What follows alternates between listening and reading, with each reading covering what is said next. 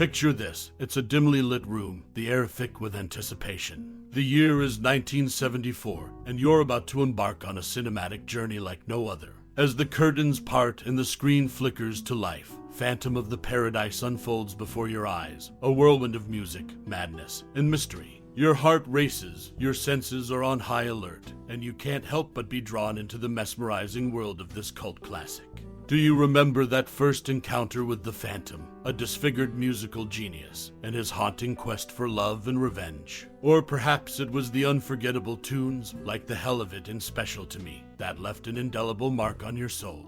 Maybe it was the bizarre yet compelling amalgamation of horror, comedy, and rock and roll that had you hooked from the start. Now, let's dive deeper into the enigmatic realm of Phantom of the Paradise. Here are some random facts that will shed light on the making of this extraordinary film and its enduring legacy. So, fasten your seatbelts, dear reader, as we journey through the curious corridors of cinematic history. In the 1974 movie Phantom of the Paradise, there's an interesting connection to the past. The character Arnold Philbin, who serves as the chief henchman to the villain Swan, takes his last name from Mary Philbin, the star of the 1925 film The Phantom of the Opera. This subtle nod to the classic silent film adds a layer of homage to the legacy of the Phantom character in cinema. Additionally, there's a gripping behind-the-scenes story involving actor William Finley, who portrayed Winslow Leach, the film's titular Phantom. In one scene, Winslow is disfigured in a record press. What makes this moment particularly intriguing is that the press used in the film was a real injection molding press at an Ideal Toy Company plant. Despite concerns about safety, the crew assured Finley that the machine was secure. However, as the scene unfolded, the press began to close, even crushing the chocks intended to prevent it from fully closing. Finley's quick thinking and timing saved him from serious harm as he managed to get his head out just in time. His scream during the scene was genuine, not acting.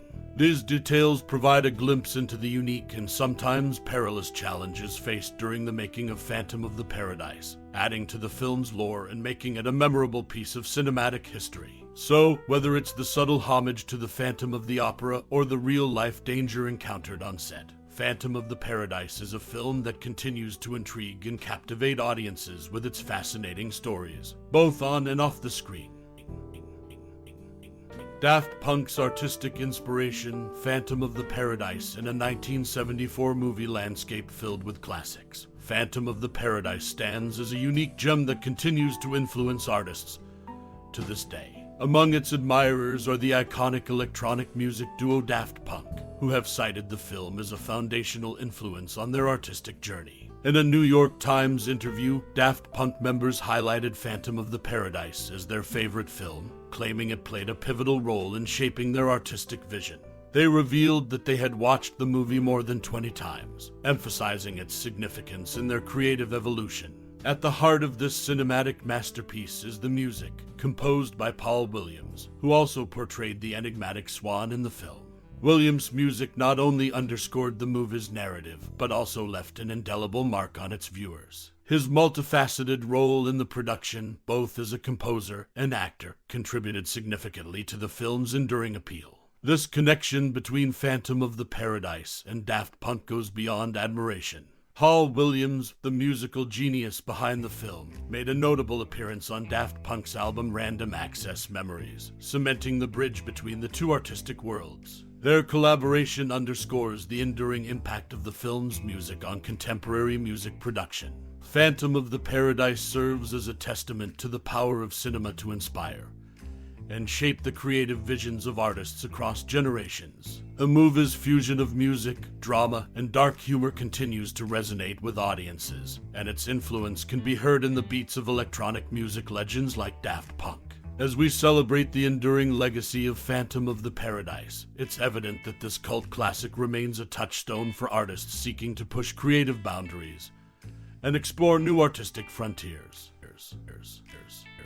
In 1974, the movie Phantom of the Paradise had its share of interesting facts. One notable tidbit is that Jessica Harper won the role of Phoenix in the film, beating out Linda Ronstadt for the part. This casting decision shaped the film's outcome, and Harper's performance left a lasting impact. Another intriguing fact is that Phantom of the Paradise didn't do well at the box office during its initial release, except in one place, Winnipeg, Manitoba, Canada. In Winnipeg, the film defied expectations and remained on screens for months, becoming an unexpected hit in that region. Lastly, the movie featured a fictional death records secretary with a card index that included files on famous personalities like Alice Cooper, David Geffen, Bette Midler, Peter Fonda, Dick Clark, and Chris Christopherson.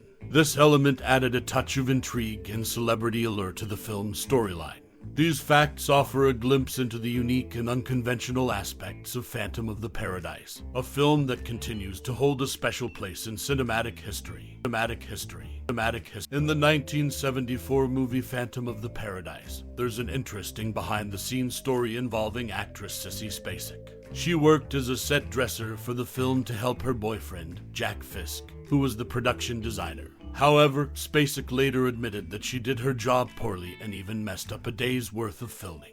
Interestingly, she had also auditioned for a role in the movie, trying out for the character of Phoenix. Unfortunately for Spacek, she lost the part to Jessica Harper. Another notable fact about the film is the involvement of Betty Buckley. Although she wasn't originally cast in any role, director Brian De Palma recognized her talent in ADR and voice work. He called on her to provide singing and character voice work at crucial moments in the film, particularly during the Swanage audition and orgy sequences. This proved to be a wise decision, as Buckley's contribution added depth to these scenes. De Palma would later cast her as Miss Collins, the gym teacher, in his next film, Carrie. Lastly, during a pivotal scene in the movie where Swan, played by Paul Williams, is adjusting the voice of Winslow Leach, portrayed by William Finley, it's actually Paul Williams' voice that is used. This subtle switch creates a bit of an in-joke when Swan declares the voice to be perfect. These behind-the-scenes tidbits offer a glimpse into the making of Phantom of the Paradise,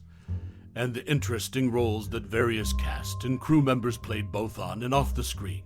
The 1974 movie Phantom of the Paradise is a cinematic gem that delves into the theme of birds in various intriguing ways. Many elements in the film are connected to birds, from character names to costumes and even the logo for Death Records. Firstly, the movie introduces characters with bird-themed names. Phoenix and Swan, two central figures in the story, both evoke images of birds. The Phantom himself dons a bird-like costume, emphasizing this avian motif. Phoenix's attire undergoes a significant transformation after her initial appearance. Her dress, designed to resemble a bird's plumage, serves as a visual metaphor for her evolution throughout the film.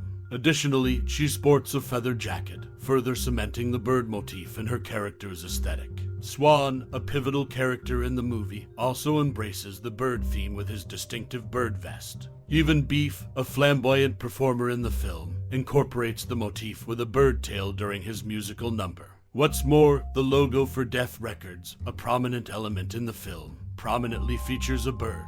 This recurring theme of birds throughout Phantom of the Paradise adds depth and symbolism to the story, making it an intriguing aspect for viewers to explore. Intriguingly, the movie almost had a different title. According to Danny Peary in the book Cult Movies 2, the film was originally intended to be titled simply The Phantom. However, King Features Syndicate, which syndicated the Phantom comic strip, insisted on a longer title to avoid any confusion with their copyrighted character. This behind-the-scenes tidbit sheds light on the film's creative process and the considerations that went into its title. Lastly, it's worth noting that the Death Records logo is optically printed over the originally planned Swan Song label at several points in the film. This subtle detail adds a layer of intrigue to the movie's narrative, hinting at the power dynamics and conflicts within the music industry depicted in the story. In conclusion, Phantom of the Paradise is a 1974 cinematic masterpiece that weaves a captivating bird motif throughout its narrative, from character names to costumes and logos. It's a testament to the film's attention to detail and creative storytelling.